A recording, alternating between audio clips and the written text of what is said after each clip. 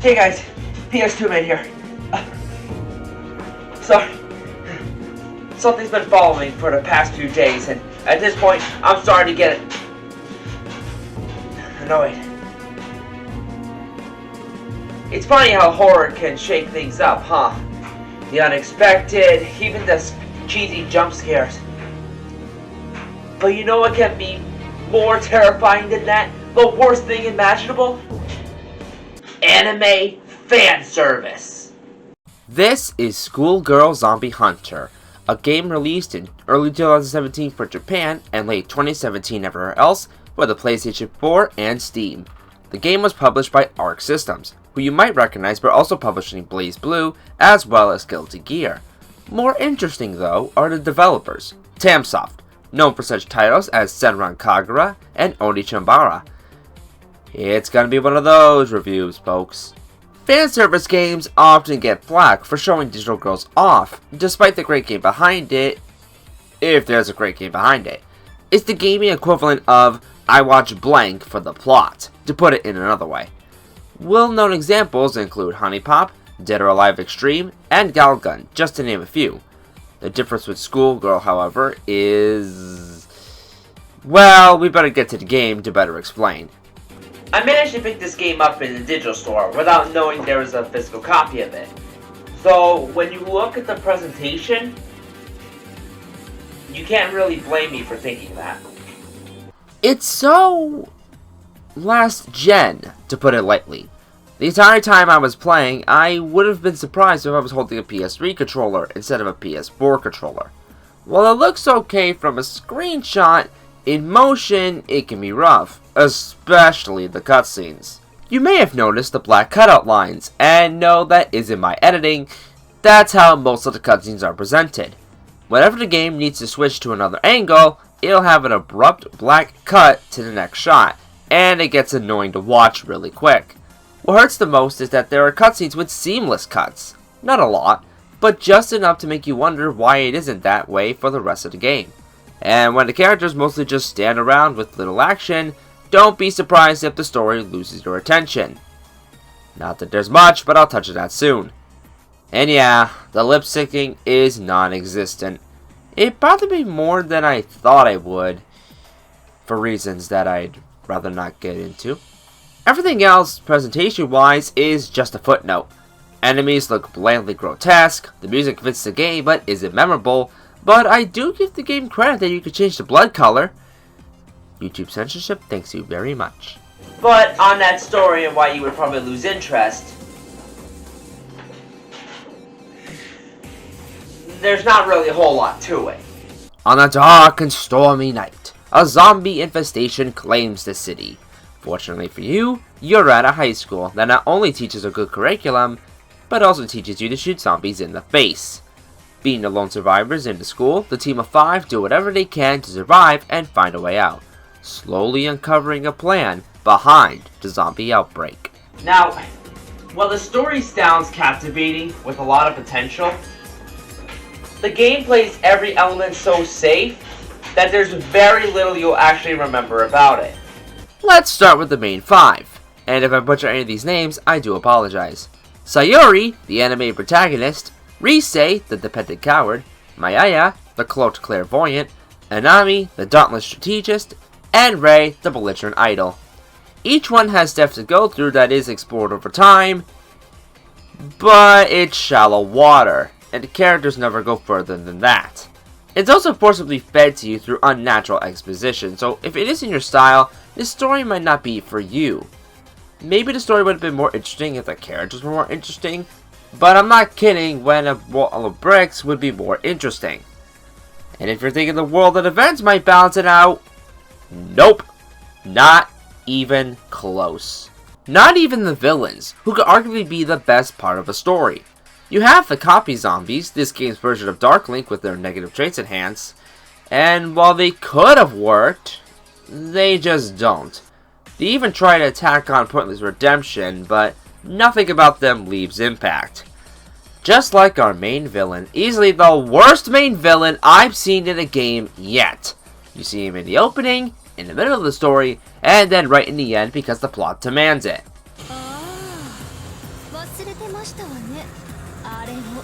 I guess he wants to overrun the world with zombie clones to feel his despair, but that's only because his motivations are unclear. Ironically, the one thing not forced in your face. Trust me by saying, if you want to play this for the story, don't. You won't remember it, even after just finishing the game. Ah, crap!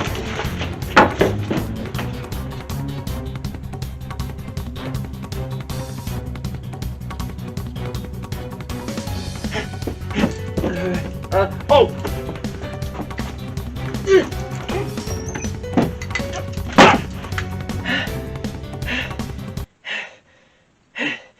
Okay. I think we're good. Now, where was I?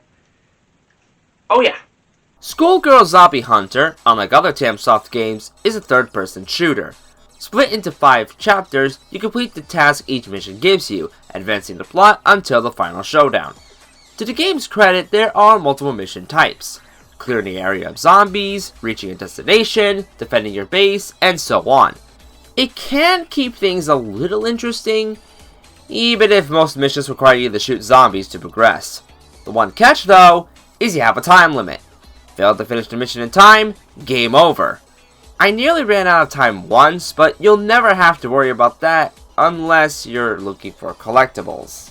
And what better way to shoot the undead than with your way of weaponry? When did I get this one? You have your pistols, shotguns, sniper rifles, the typical choices.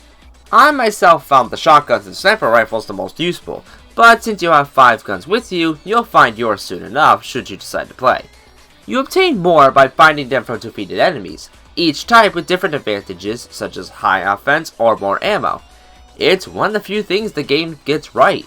Play to the player's strengths and preferences. Besides shooting, you have a few more moves at your disposal. You can dodge roll away from attacks, sprint distances as long as you have enough energy, and with that same energy, use a defensive melee attack. The melee attacks hit zombies close to you further away, so if you're in a pinch, best use it if you have energy to spare, even if energy slowly regenerates over time when not used. Each character has a unique trait to them as well. Reduce energy for melee attacks, heal other members, or attract special items.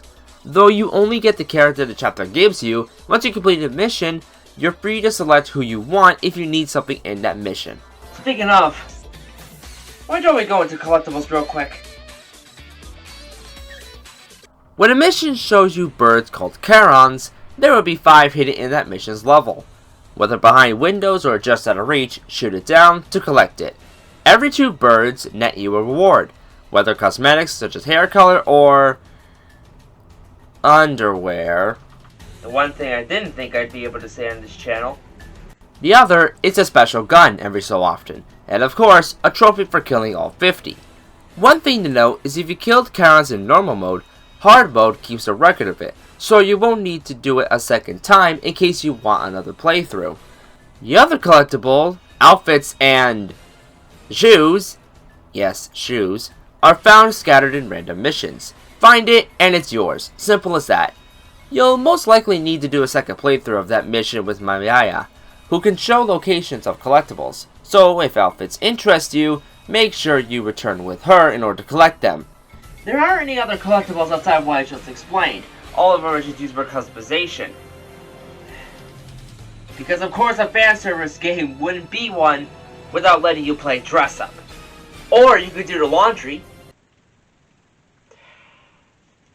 I better explain that. Along with your guns, you also have items, with most of them being collected on the field. From healing items to grenades, they can be used if you so choose. One of the items, though, needs extra prep. It's an underwear trap, and after completing a certain mission, you can wash a girl's underwear if used over 10 minutes. I still can't believe I'm saying this. It attracts zombies towards it, making for an easier time, once you sit through a shower scene. And on that, you can also undress a girl for the same effect, but you can only do this once per mission, so use it wisely if you need to. I didn't. And it's weird when in cutscenes because it actually keeps track. Oh boy. Although, with how odd the game can be, it makes you wish I actually did.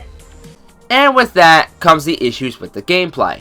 First, you can't run the shoot at the same time. You need to shoot, wait, and then you can run, leaving you open for the picking. This hurt me a few times in missions, not helped by the awkward aiming. Even if your reticle is on point, it can still miss, so don't be surprised if you need a few more hits just to down one enemy. Especially with the snipers, when you need precision, it can be difficult to aim under pressure. Not that the AI, when with you, isn't much help. They try, but barely do anything monumental, except get in your way in small quarters, like they know you shouldn't keep going. The problems built up one after another, and by the end of the second chapter, I was burnt out already, not even reaching the first boss. I'm pretty sure you know what I'm going to say next. I know shooting games aren't spectacular with their bosses, though bless them if they try, but these bosses just suck!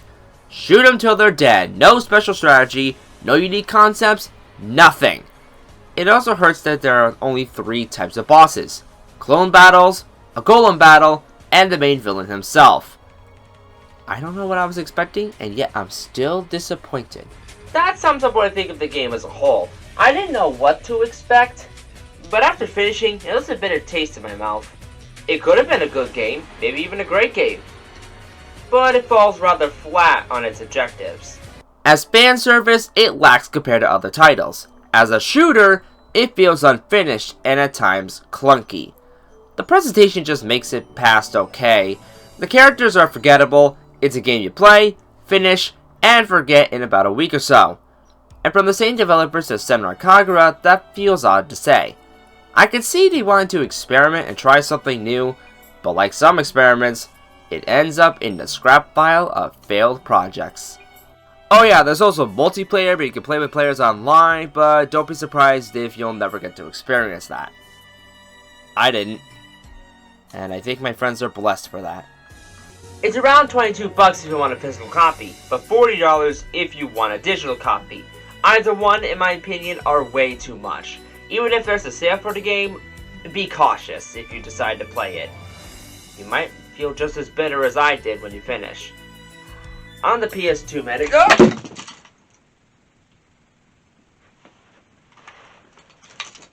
Why is that open?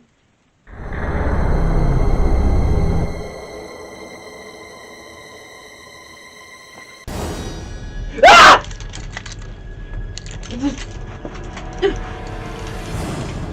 Okay. I don't know who you are. I don't know what you want. I have Hyrule Warriors. Well, you have Hyrule Warriors. Even Smash. Maybe I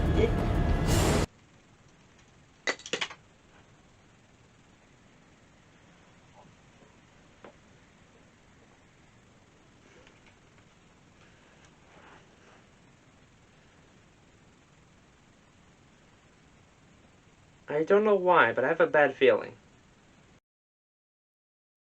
Oh man, this video took way too long to come out, but nevertheless, I do hope you enjoyed this review of Schoolgirl Zombie Hunter.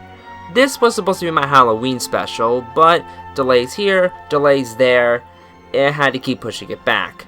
But now that it's out, to those who are looking forward to it, I hope it was worth the wait. Definitely not the game, but that's a whole other topic entirely. I do have several plans as that small teaser showed, but you'll have to see that when that time comes. Nevertheless, check me out on other sites if you're interested in more content. And until then, please stay safe and take care.